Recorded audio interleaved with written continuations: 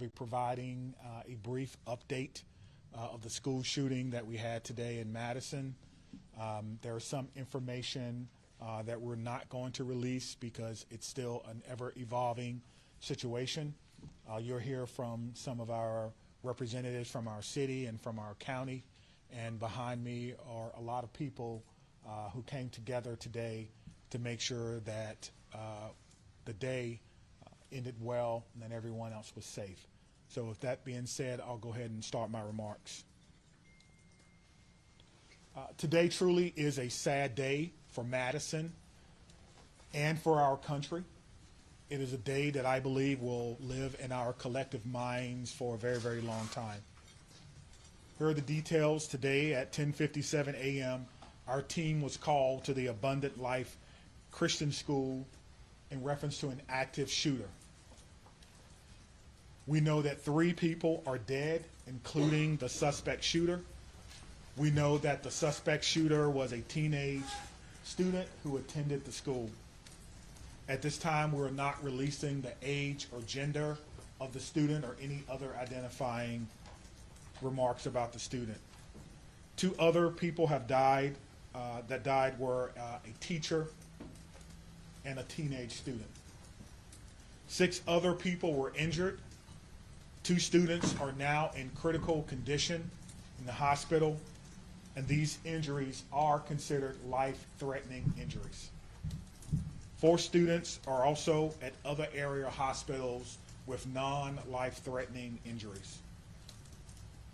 But these are just the physical injuries that we know about. We know that this was the middle of the day, of a school day, and so there will be other injuries that we'll have to face for a very, very long time. And we're going to do everything we can as a community to heal those injuries as well. Many of you have asked me about the why of this. Why did this happen? What do we know? What was the motivation? I do not know. But I will tell you this, our detectives are working hard in the investigative process to find out as many answers as we can so that we can further prevent these things from happening, not only in this community, but in other communities around our country. I think we can all agree that enough is enough. And we have to come together to do everything we can to support our students, to prevent press conferences like these from happening again and again and again. The school building itself is clear. We've cleared the school. There's no other threats or danger to the community. We're in the process now of what we call reunification.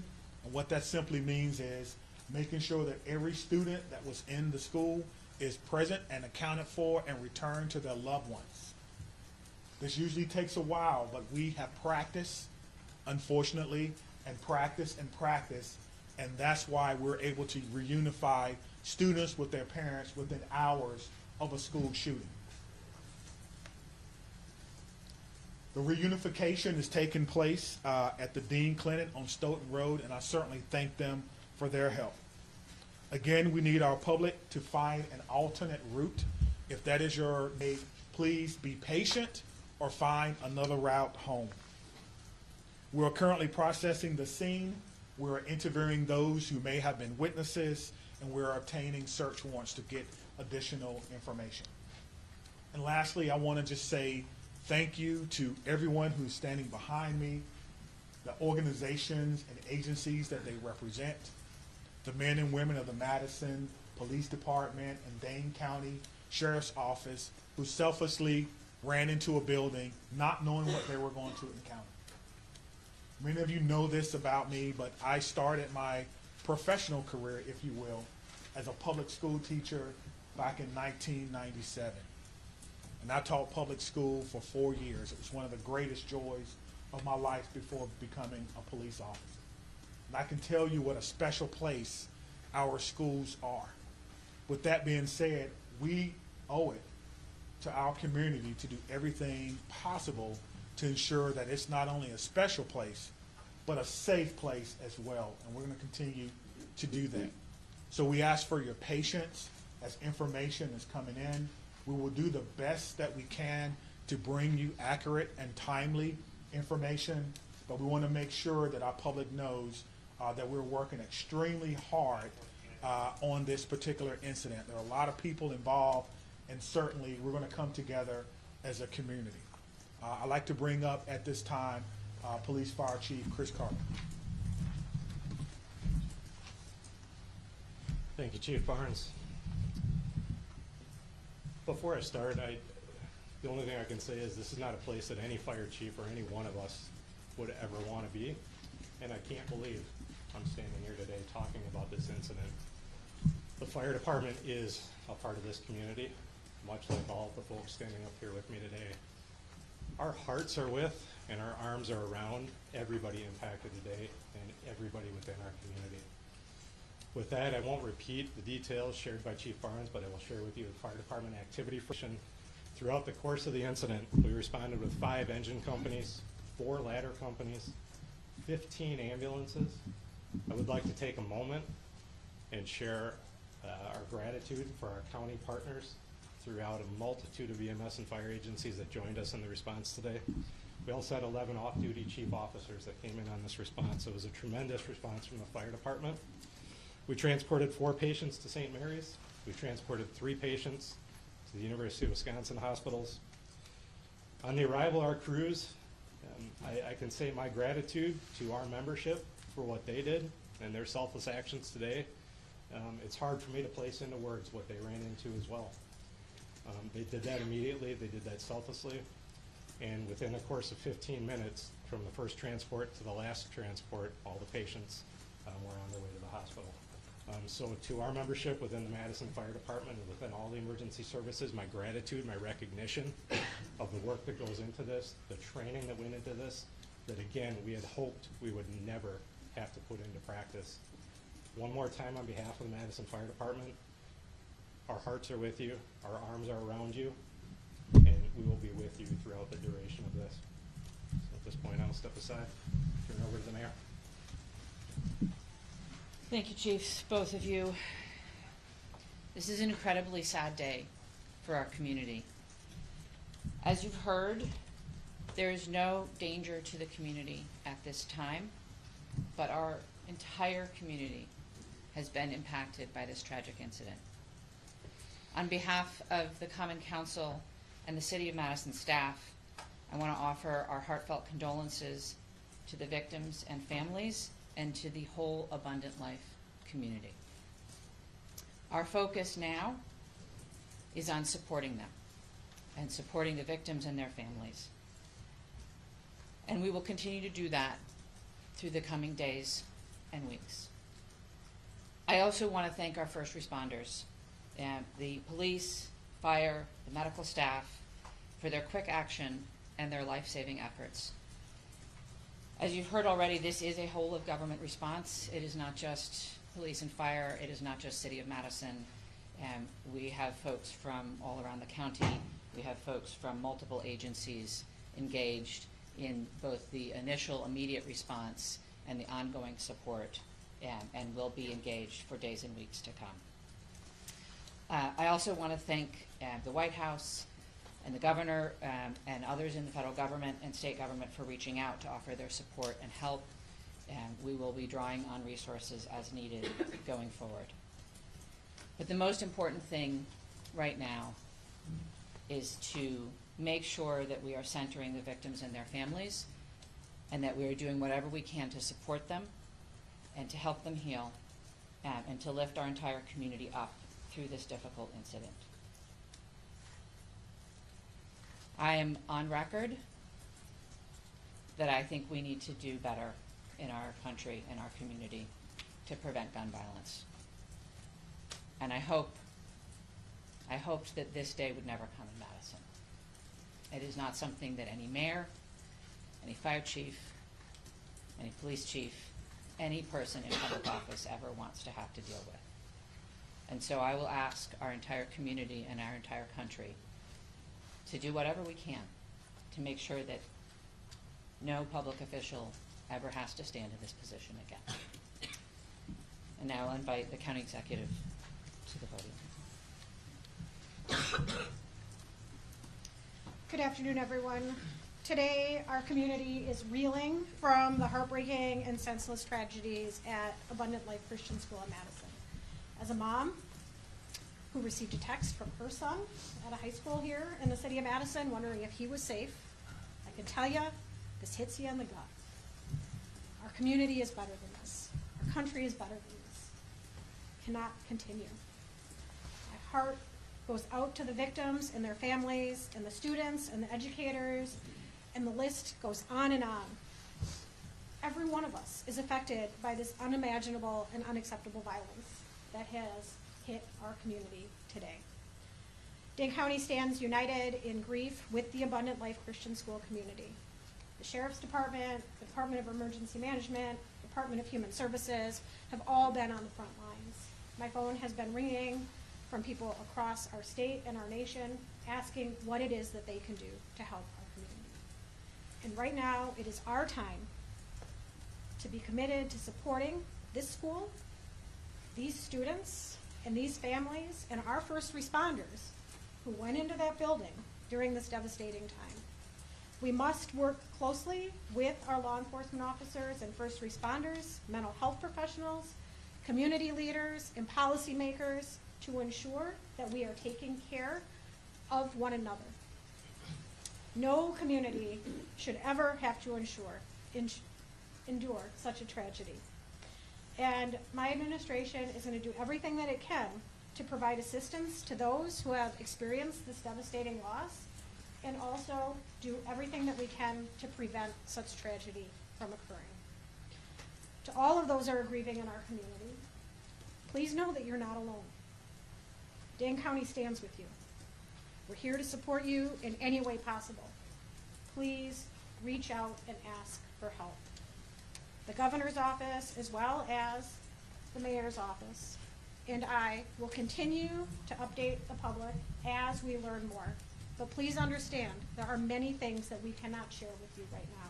This is an active investigation. This is an active case. The SSM Health Clinic near the intersection of Buckeye Road and Stoughton Road is the reunification center. I know that that has been out, but we need to make sure that folks know where it is that they can go to be reunited with their children. Again, in the coming days, we are going to make sure that we are supporting those that have been most impacted by this. But folks, reach out, ask for help. This does not need to be the reality of our community. Thank you. All right, let's start over here with questions. Can you tell us, how did this unfold? Give us a bit of a timeline, how you officers got in. Sure. We received a call at approximately 10:57 a.m. Someone from the school called 911 to report that there was an active shooter. That means something different to us, obviously. There's different protocols that go out, tone alerts even, so that even if officers are busy doing other things, they respond. One of the things that I do want to note is that our training center is about 3 miles from there. We have special event team medics, those that work with the fire department, responded to this particular scene from their training day. So what began as a training day became an actual day. And so that's how this call originally came. Nicholas, did you have a question? What can you tell us, if anything, more about the shooter and what their motivations were, or have you made contact with their family members? Anything updated on that? Sure, there's nothing new that I can tell you about the shooter at this time. Again, as difficult as today is, that's still someone's child that's gone. That's still someone that has to deal with what happened today. And so we want to make sure that we can ensure as much cooperation as we can. You asked me about why, as I stated before. I don't know why. And I felt like if we did know why, we could stop these things from happening. But what I will tell you is, as soon as we are done with the investigation, any information that we uncover that will not compromise the safety of anyone involved or compromise the confidentiality of any of these children that are involved, we'll tell you. I just ask for your patience. All right, over there. Sorry. Go right ahead. We know it was a handgun. We know a handgun was recovered. All right, sit down right there. Was shooting confined to one classroom, or did it spread out throughout We know it was confined to one space. I do not know if it was a classroom or a hallway. One of the things that we've gotten very good at, certainly different from in my day, is that if you do not need to be in a crime scene, you do not need to go to a crime scene. And so the crime scene and those persons who were involved, they have that crime scene locked down. I did not go or enter into that crime scene. But if you can imagine, most schools, the students go together, but they are segregated. So on each different floor, in each different group. And so there's no evidence that anyone else was injured that was not in that age group. Any other? What can you say at this time about how school staff responded? I cannot speak to how the school staff responded. You know, we did have injuries, but could have always, of course, had additional injuries. I do not know what the school's protocols are. Again, this is a private Christian school. I know that we have a very good rapport with MMSD, Madison Metropolitan Schools, public schools. So we have done trainings for them before, but I would assume that most of the teachers have the same or some similar type of training as a part of their certification. There's conflicting reports online about how many students are enrolled at the school. Can you confirm approximately how many students attend? I do not know how many students attend the school, but their website says that they serve about 200 families. Right in the back, White. What kind of support systems are being made available to people who are affected by this? That's a good question. As you heard from our mayor and our county exec, we have services within our government that will be made available to them. I have a lot of confidence that they're going to follow through on that, and we'll make sure that that persons who need to. Do you guys want to speak to that? So, Dane County Human Services, as well as the Red Cross and other consolidated agencies, are already on scene. And we will continue to be on scene, and those resources will be bolstered. Again, please reach out. You are not alone. We are going to navigate this together, and there are people who are affected by this trauma who are not in the reunification center or at the school. We need folks to be reaching out because we do have resources available. Right, so Did you know if Abundant Christian Life School, did they have a school resource officer in place? It's not my knowledge that they had a school resource officer. That if they did, it would be a police officer, and I know where they all are. They're not in the schools right now. 15 in the back there. So in terms of when Anyone who may have seen this particular event unfold, anyone that may have been unfortunate to hear something, they will be talking to them. It's my understanding that that's in process now, and everyone is cooperating. An idea of not only what unfolded, but it could answer the question to motivation, because again, the students who unfortunately had to witness this. But that's not something that we want to rush. We're not going to interrogate students. We're going to give them an opportunity to come in and speak to what they may have saw when they feel ready, which is why some of these questions can't be answered right now. All right, Spectrum Room. How do you reassure the community that it's still okay to go back to school? I mean, everybody's got kids, and I think, maybe it happened at this school, but there's everybody that's got kids anywhere, right? This in Dane County, it's gonna be hard. Yeah, I think you're asking me, how can I say 100% that no child will ever be harmed in school? I can't. No police chief can. But all I can tell you is that we have systems in place so that if something happens, we can respond like we did today. I can tell you that our mayor and our county exec has committed resources to not only public health, and MMSD cares deeply about their students. Every staff member, I talk to staff members all the time who tell me things that are going on in the schools and want to do whatever they can, even if it's unanimous, to let me know that they want to have a safe school. So my reassurance to the public is that if you see something, say something. If you know someone who may be going through a difficult time, please reach out to someone. And I think what I can do is make sure that our police department is transparent and open and honest and inviting for people to call and give information. I think MMSD does an excellent job of that, and the same thing can be said for any other private school. If you want to give information or you need someone to talk to, I can promise you we'll have someone there to get that information. All right there. Understanding that this is a private school you may not be as familiar with, what are the responsibilities?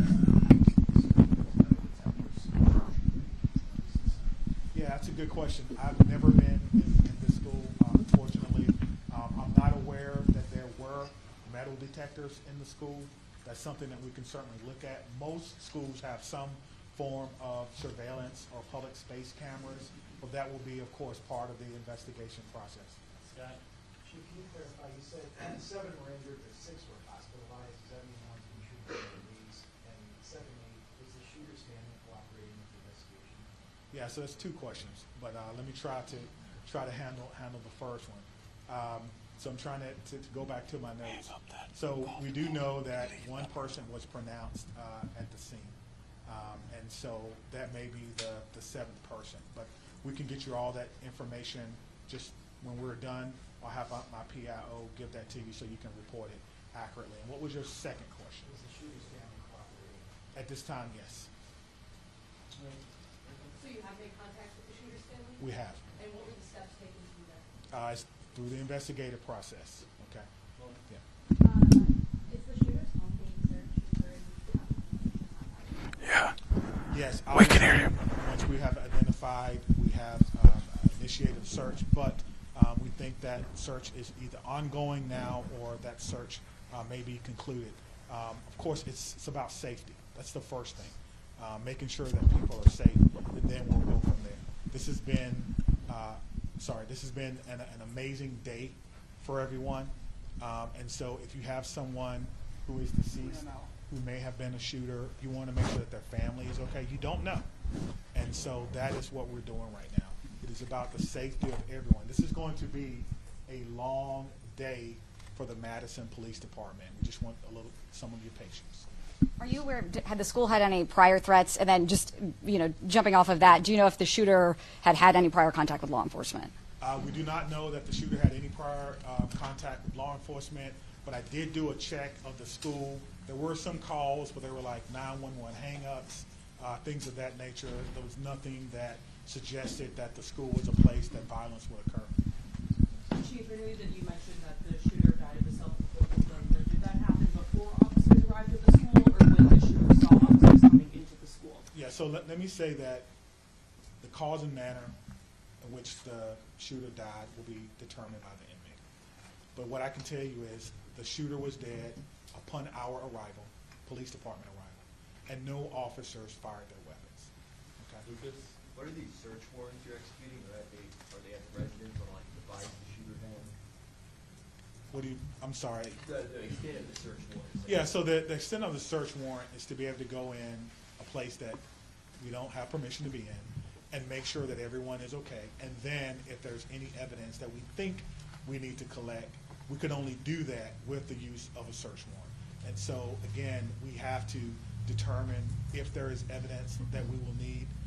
Everyone wants to know what led up to this. Are there any additional threats to public safety? Is this person or was this person by themselves? There are a lot of questions that we want to answer, but we have to answer the safety questions first, and then we'll move on to some of the more investigatory questions. Are you in possession of any of the shooter's devices? I am not, no. Stephanie? I'm wondering about metal detectors. You mentioned in the first meeting that you were not a fan, but I mean, this school probably doesn't have them, and do other schools that do? Do you think that that's something we should start talking about, metal detectors in schools? I guess the question is, would you want your child to go to a school with or without metal detectors? I can't answer that. I can't. Right now, it's one Yeah. without them. Yeah, absolutely. So the idea is to create the safest environment that we can without metal detectors. That is my answer. Chief, this was a shooting at a Christian school right before the Christmas holiday. Can you address the impact of that? And is the Christmas holiday at all, in your belief, related to as a motivation for the shooting? Yeah, so to the question of motivation, we don't know why, but to the question of so close to Christmas, we have a lot of people going to be impacted. If it's a Christian school, then obviously our holidays, our Christian holidays are very important to the students, very important. It's a time for family.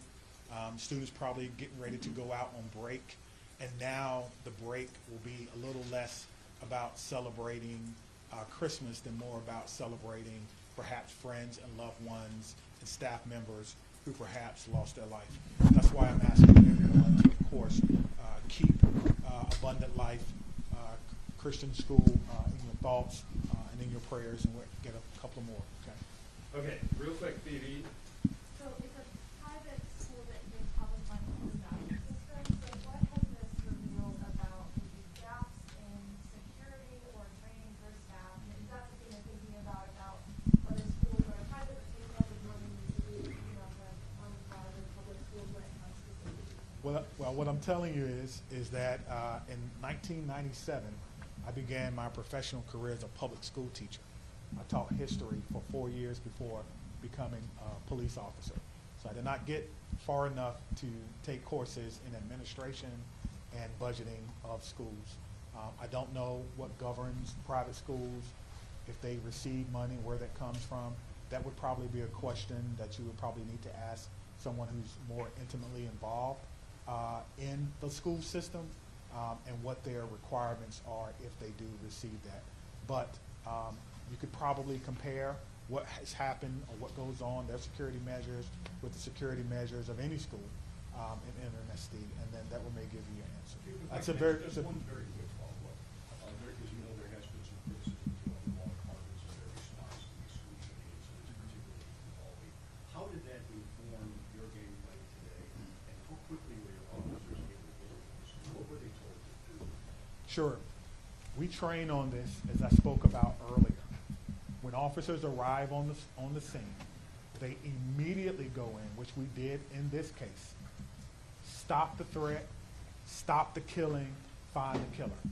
That's how we train, and that's exactly what we did today. There's no waiting, there's no coordination of who's in charge. Everyone knows exactly what to do.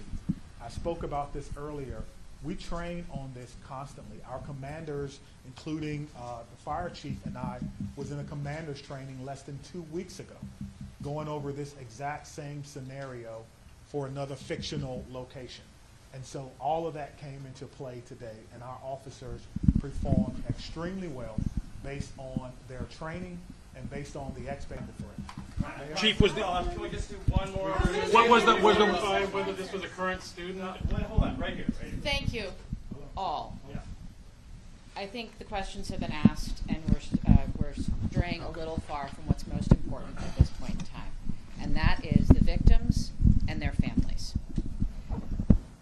I have 3 things to add. First of all, there is a lot that our community can and will do in the coming days to support the victims and their families, and we will have more information at future briefings. If anyone, and I would urge you all to include this in your stories, if anyone needs mental health support as a result of this incident and the coverage of it, I encourage them to reach out to 988 by phone or text and to get the mental health support that they need. It is incredibly important that we take care of our community in this very difficult time. We all have a role in preventing gun violence. Our entire community needs to be part of the solution here. There are many things that we can do, and we can have those conversations in coming days. But first and foremost, what needs to be a priority for all of us is supporting our young people. And that is where our community's attention needs to turn at this point in time. The police department, the fire department, the city, the county will share additional information about the investigation as it becomes available. But I urge you all to help our community find resources to support their mental health and to find resources to support the victims and families at this time. Thank you all. It'll be at cityofmadison.com. Me, Stephanie, and Cynthia will stick around and answer any other questions, folks. That's all. Let me say just before I go, because the mayor mentioned that this was a whole of government response. It certainly was, and there's so many people that we want to thank. We cannot thank everyone, but it's also a whole of law enforcement response. Even though we are in different agencies, we all have the same training, and so I want to thank our partners with the FBI who are here with me today, partners with the ATF, Dane County Emergency Management. Of course, we already calls from the Attorney General of the United States, Wisconsin State Patrol, our Governor's Office, State Patrol, Monona, as well as our Sheriff's Office. I know I may have left someone out, but thank you for how you responded, professionally, quickly, and according to the way that we all trained, and it all came together to ensure that no other persons were hurt. Thank you. Chief, could you just say what time you guys made entry? We just want to nail that detail down. 10:57. That's the time you made entry. In 1 minute? How long does it take till they arrive to the How long does it take till they arrive to the scene if they receive the call at 10:57? Yeah, so I will work on getting that information for our next media briefing. We plan to meet here at 5:30 tonight, and I will work on getting that information. Do you know how many kids are on the I don't have that information. I can. They want to go live, they said. Okay, and also check his social media at all? Hey, That is something yep. that is right behind the investigation as well. Next week. I'm going to be right behind you. They want to take me right now. Yeah, no worries. Good. Yeah.